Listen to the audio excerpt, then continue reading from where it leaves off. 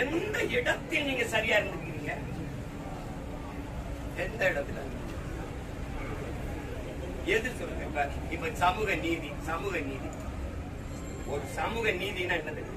குடிவாரி கணக்கெடுக்கணும்.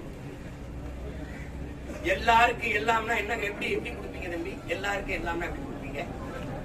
நாங்கள் முத்தரையர் எவ்வளவு, உடையார் எவ்வளவு, போனார் எவ்வளவு, பிள்ளை எவ்வளவு, முதலியார் எவ்வளவு, குறவர் எவ்வளவு, போயர் எவ்வளவு, ஒட்டர் எவ்வளவு, முடிதிருத்திர மருத்துவ குலம் எவ்வளவு, வண்ணார் எவ்வளவு, நாடார் எவ்வளவு, தேவர் எவ்வளவு. தேவர்னா வெறும் தேவர்னு போட்டக்கூடாது. கல்லர், மறவர், அகமுடையர் எவ்வளவு, கொடையாச்சி எவ்வளவு, கவுண்டர் எவ்வளவு, என்ன எண்ணி கொடுத்துரு. எடுத்து கொடுக்க நீ யாரு? அள்ளி கொடுக்காத, அளந்து கொடு, அளந்து கொடு. இப்படி பார்ப்போம். இஸ்லாமியர்களுக்கு 3.5 விழுக்காடு, அறிஞருக்கு 3 விழுக்காடு. 2 பேர் எண்ணிக்கை சமமா இருக்கா? நீங்க ஏன் இதை பேச மாட்டீங்க? நீங்க நான் கோனாரு நாட்டுல 2 அமைச்சர் கொடுத்துருக்கீங்க. எங்க எண்ணிக்கை எவ்வளவு? நீங்க உங்க ஐயா கருணாநிதி ஐயா இருக்கும்போதும் சரி, ஐயா ஸ்டாலின் இருக்கும்போது உங்க வீட்டுக்குள்ளே 2 மினிஸ்டர் இருக்கீங்க. எப்படி சமூக நீதி? இதுதான் ஐயா கொடுமையான சனாதனம். வீட்டுக்குள்ள இருக்கிற சனாதனத்தை ஒழிக்காம வெளியில வந்து ஜனாதனத்தை ஒழிக்க போறீங்கன்னா வேடிக்கையா இருக்குமா இல்லையா? என்னது இது? எப்படி வகுப்பு வாரி பிரதிநிதித்துவம்ங்கிறது எப்படி வருது? வகுப்பு வாரி பிரதிநிதித்துவம்னு அதுக்கு அப்ப வகுப்பு வாரி கொடுத்துருக்கீங்களா? எதன் பொருட்டு சமூக நீதினா முதல்ல என்ன?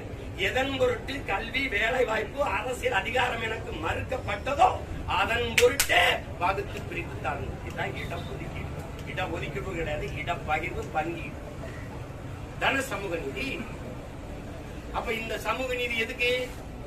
இந்த தெருவில் ஒருவன் வரக்கூடாது, இந்த குளத்தில் குளிக்க கூடாது, இந்த கோயிலுக்குள்ள நுழையக்கூடாதுங்கிறது ஏழை என்பதற்கு இல்ல, அவன் இழிமகன், தாழ்ந்த சாதிங்கிறதுக்காக, தீண்டத்தகாதவன் என்பதற்காக. அதை ஒழிக்கணும்னா எல்லாரையும் போல கல்வி, அறிவு, கல்விக்கேற்ற வேலை, வேலைக்கேற்ற சம்பளம், அதை கொண்டு வாழ்கிற பெருமை மிக்க வாழ்வு வந்தா தான் இந்த ஏற்றதாகவும் தகர்க்கப்படும்.